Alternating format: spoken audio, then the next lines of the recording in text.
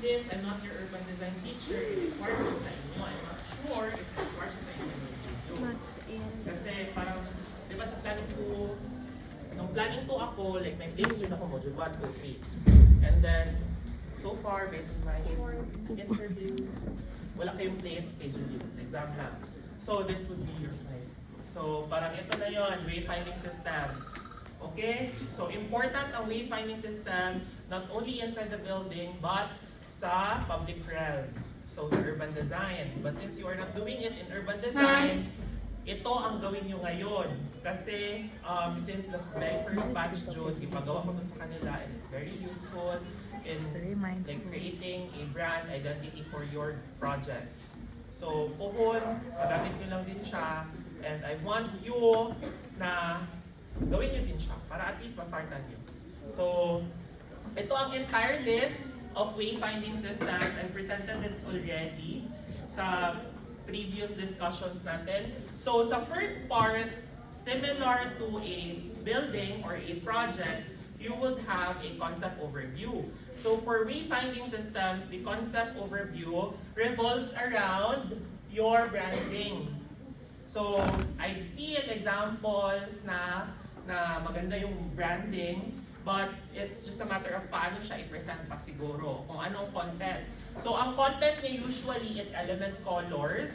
So ano lang siya, basically, you're just presenting all of the basics ng signages ninyo that would be repeated in the entire building. So ano yun na elements? Your colors, your typography, your arrows and symbols, and pictograms wherever necessary. And then, you should provide a separate sheet for the material and color schedule. Similar, pinapagawa na kayo niya parang mga material scheduling, ganyan, schedule of finishes, ganyan. Or schedule of lighting, parang, ay wait, ito, sa ating planning 1, yung schedule of utilities. Like for example, picture lang no bollard, and then anong niya. Yun doon. Yan, ganyan lang. The basics. Like for example, mag-order kayo ng ganito na material, gano'n. Ganun lang.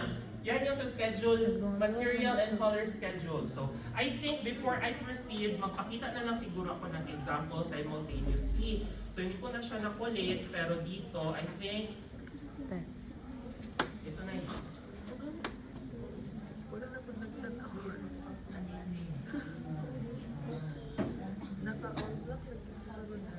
Marang nakita sa nila, ito lang kalunod. Ganino, this is not my outfit. Ako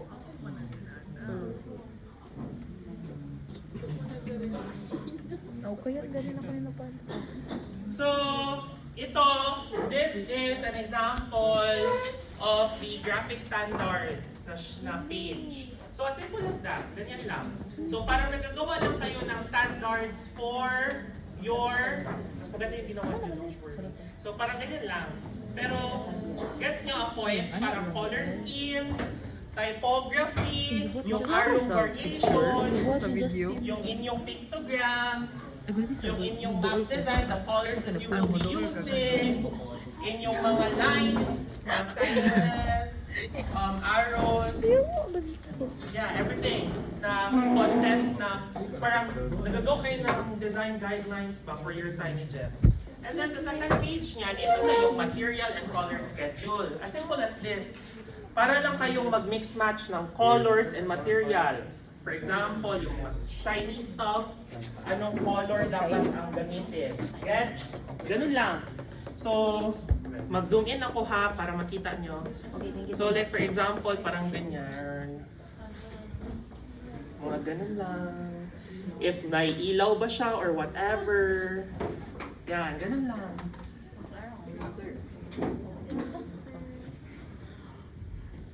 Ito siya, inside, mga ganun daw ang gamitin nila na materials, whatever.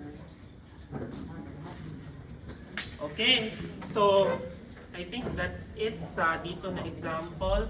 In this example, ayan, ito ang sa kanila, ito ang branding, kung paano daw siya i-arrange within the signage, ano yung typeface, the colors na gamitin, typography, and even yung braille writing system, and saan siya ilagay within the signages, ano ang font size based on the distance, mga ganyan lang. Yun lang everything sa first page ng wayfinding systems. Parang ganyan lang, gawan niyo to. Feeling ko malinaw kayo nito. Kaya parang kayong nagagawa ng theme for your library. So, simple lang. Ganito lang siya. Hindi ako nag-expect na may ano ha, may mga background or whatever. So, simple lang, Joe. Direct to the point tayo. Just stick to what's needed. Okay. So,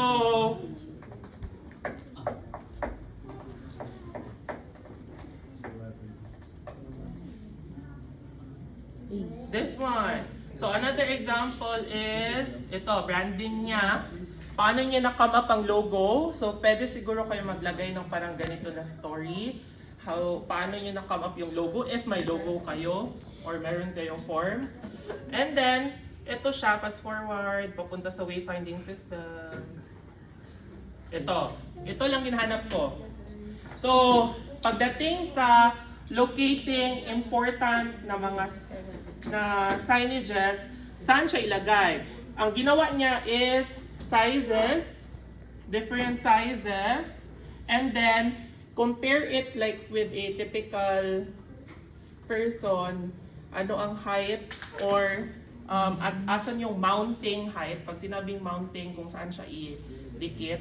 So, ng mga different types of signages, and the colors, and then kung ano ang kanyang reasoning, bakit ganun ang colors ang gamitin niya. Parang pwede din ganun pag-present. So, ayan, additional typical descriptions, kasi di ba nagagawa kayo ng guidelines for your signages.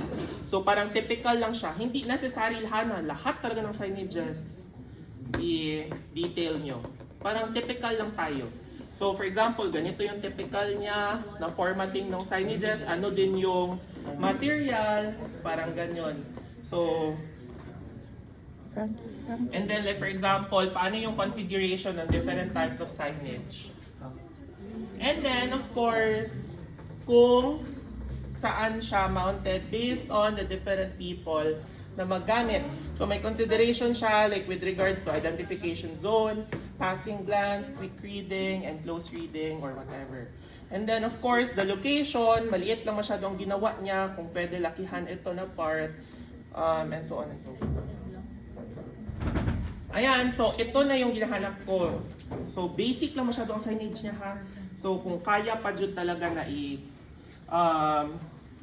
make it more parang unique siguro.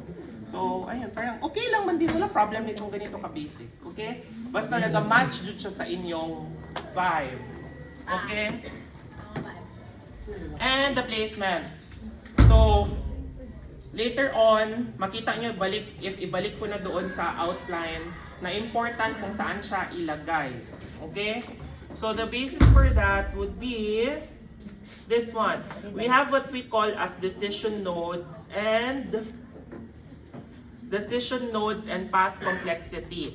So itong decision nodes and path complexity just refers to the areas within your floor plan kung saan possibly a person who has no idea or background with regards to your space planning, first time nila nag-visit ng inyong library or inyong facility, ano yung mga intersection, tapos na kayo sa sa planning to yung nodes, ganyan na topic. Nag-start na. Ayan, nodes. So, yan siya yung mga areas wherein mostly nag-gather, nag-congregate ang mga tao. So, yung mga nodes na yan, those areas, usually, dyan maghanap kung saan yung next direction or next turn ng tao. So, you identify those specific nodes kung saan yung ilagay yung inyong mga directional na signages. Okay, klaro tayo? And then notice ha, hindi lang siya always nakatayo sa floor or naka-mount sa wall. Most of the times, when it's inside or in the interior, nasa taas siya, hanging siya. Okay? So, ayan, gawan niyo. Pero gandahan niyo itong ganito ha. Okay? Okay, so gets natin ha, na yan ang maging basis for the proposed signage locations. So we are done already with branding. You propose where you would locate your signage locations. So map lang siya, key plan lang siya. And then kung saan yung ilagay based on the decision nodes and path complexity. Asan yung important points within your building that would need wayfinding systems. Okay? And then, ano yung different types of signages? I-categorize natin into two, the exterior signages and the interior signages. So sa exterior signages, yan yung site identification signage or yung welcome signages ninyo. Meaning, you have either a vertical signage or a horizontal signage. Kayo na bahala kung ano ang inyong piliin na mas ideal sa inyong site. Okay? So kung saan nyo siya ilagay din. So I think merong examples dito. Ayan yung kanila o yung proposed signage locations nila. Nandyan lang yung legend. Sa Rojas Avenue kasi ito. Ito yung kanilang horizontal signage. So, I know you can think of something better. Ganon. And then ito yung vertical signage nila. Kayo bahala kung ilagay nyo siya directly to the ground or mount it to your building. Kayo talaga bahala, okay? Kung nakadikit siya sa building, anywhere. So basta merong horizontal and merong vertical. So sa kanila, kung yung dito na group, ang ginawa nila is plan view ang kanilang maps. Sa kanila is naka-isometric. You can also do that.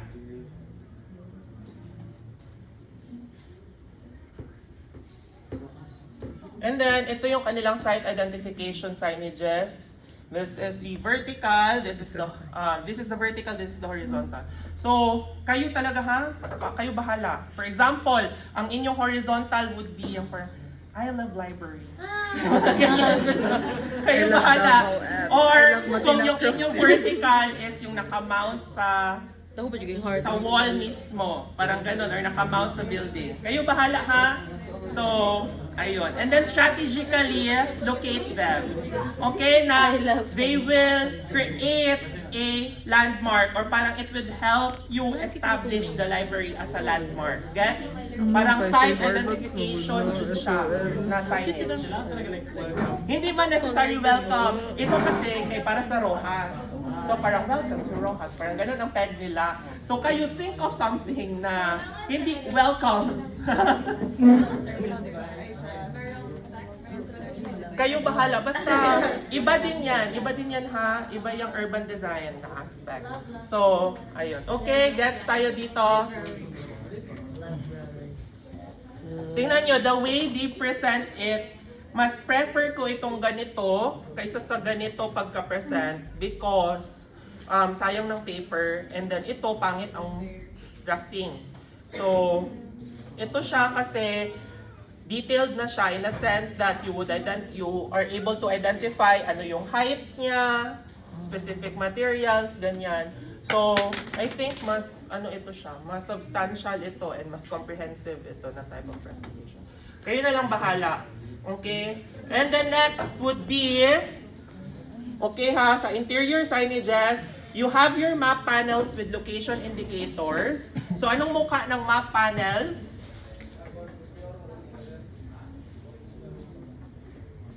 Similar to this one. But this one is for exterior. I'm sure you've been to places wherein there is an interior map panel. Alam mo yung parang may pa-TV-TV. Yan. O kayo na bahala mag-design yan. Okay? So, basta lang, gusto ko lang talaga makakita na when you design it, may top view, elevation view, reflect the person. Okay? Reflect a person. And then, kung ako sa inyo, ang inyong dimensions is naka-line siguro sa background. Diba? Look how clean it is. So, ganyan lang. As simple as that. And then, of course, yung mga considerations sa taas.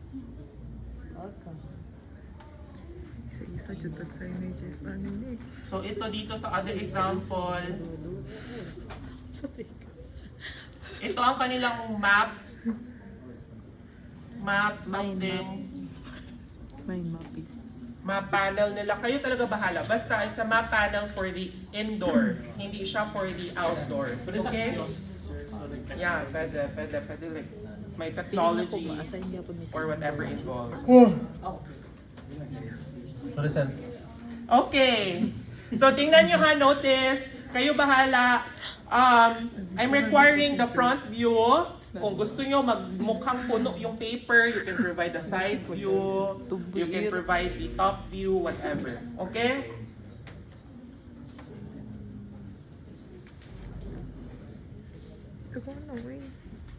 Ay, gilagay pala nila ang side view kay may concept sila sa side view. So, kayo talaga bahala kung ano ang side ninyo. Okay? So going back, there are three types of interior signages ha. The first type would be identification signages. Ano man yan? Yan yung to identify a certain space, a certain room, a certain area.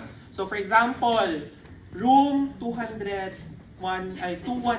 Gets? So nakalagay siya sa labas ng room to identify na R214 siya.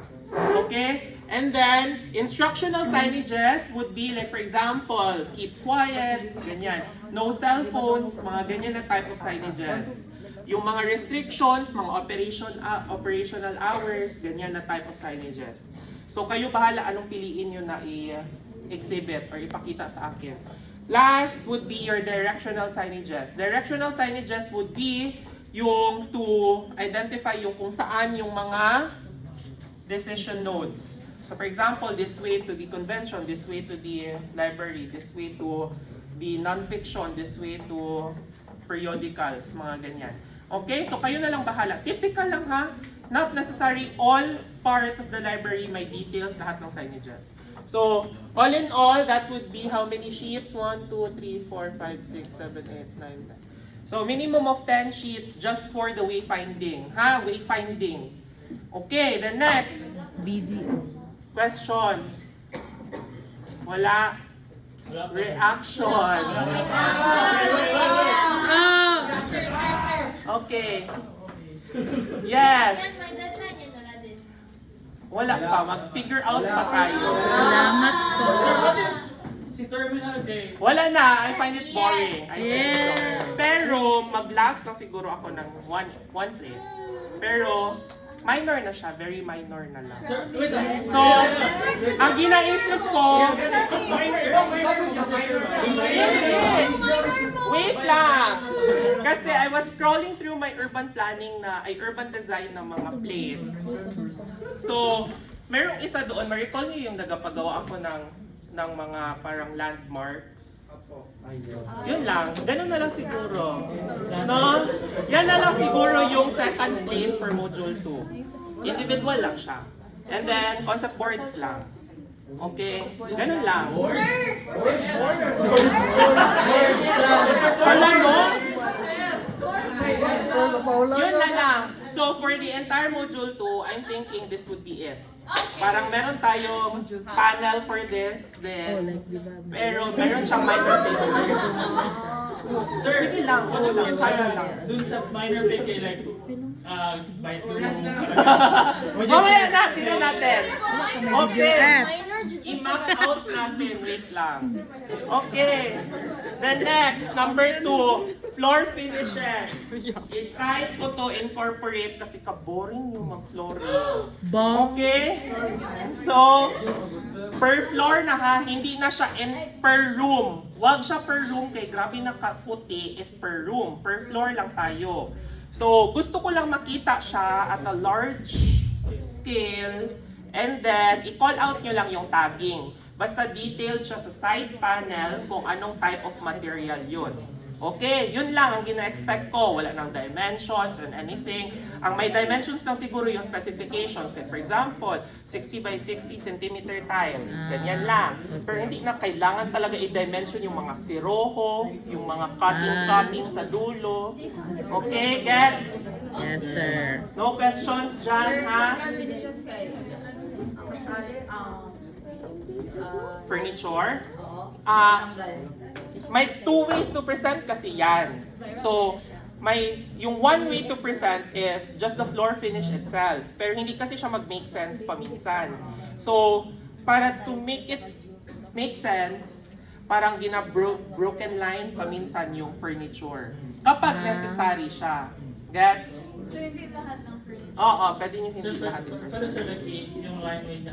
Ay, Oo, super gray, ganyan. Or super white or whatever. Something. Oo, so, okay. Okay, at least para matry nyo ito lahat ba? I think siguro no, dito na tayo mag... Yes, sir. And then, number 3, ito lahat yung illustratives. So, gusto ko matry nyo na like super galing na kayo sa illustratives. Ay, wala na download. Ay. Ayun, almost there. Ah, 21. Ay, kay Gunnar Solis eh. Iya, kay sa Sir, sa Wala, nagataas man. sa floor finishes, good sir. Oo. I-tabulate ilan ka Hindi na, wag na. Ano yung... Nung gusto ko lang makita, start muna tayo from the basics. Wag muna yung mga tabulation kung how many tiles. ang area Ano lang. lang, Jude, like for example, paano kayo mag-design ng floor? Ganun na lang siguro. Kahit aesthetics lang muna ang tingnan natin. Diyan na aspect. Ano? Ay, to still, ano? Kaya i-print mo man siya. Ay, ang Oo. Hindi i-print. I-ano lang siya. I-export to PDF.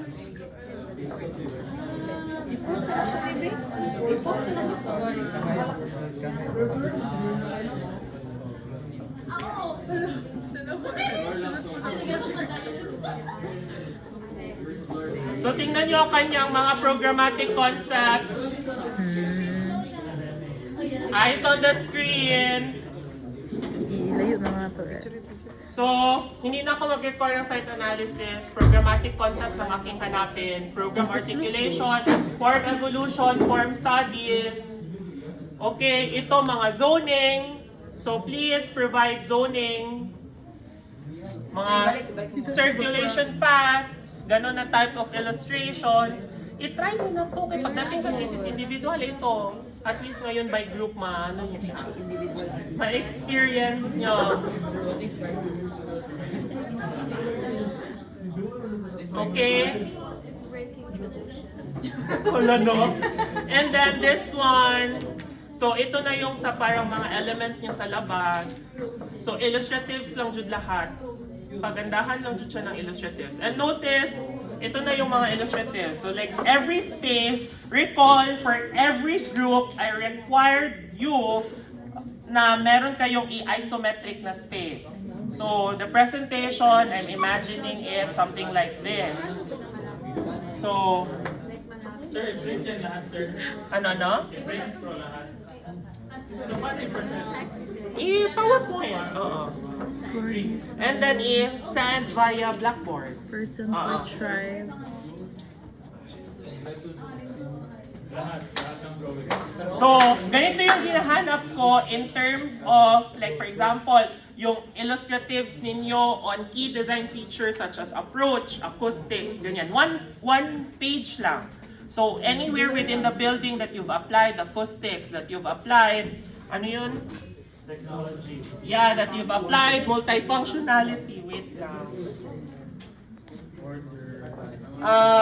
Ito, security, multifunctionality, collection layouts, technology, furniture, acoustics, approaches, whatever.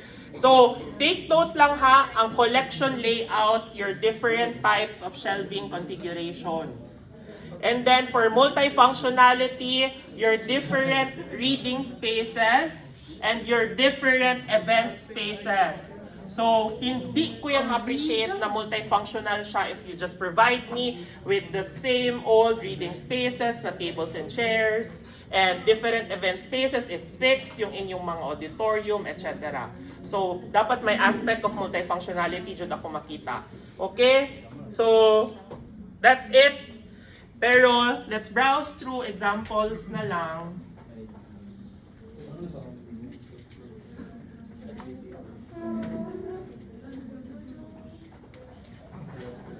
So, examples, mga ganyan lang, isometric, and then you call out kung ano yung paano nyo siya gi-apply and everything.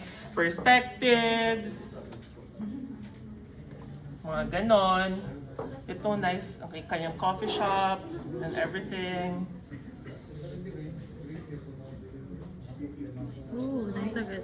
Drop-off area niya. Ay, nice. Imagine, 500 pages, siya lang nagawa niyan lahat. Love. Yeah. So, bakit individual? Kasi dapat siya. 150 lang pala, OEM 500. Go ni sir.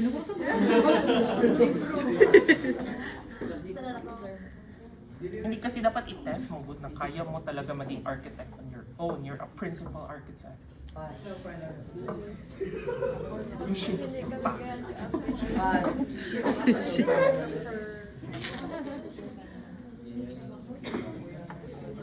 Mga yun ko? Gago.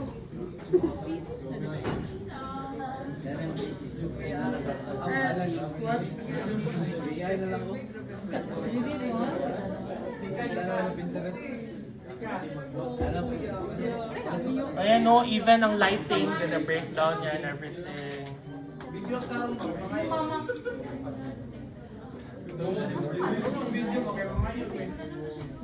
Hello, Chicha.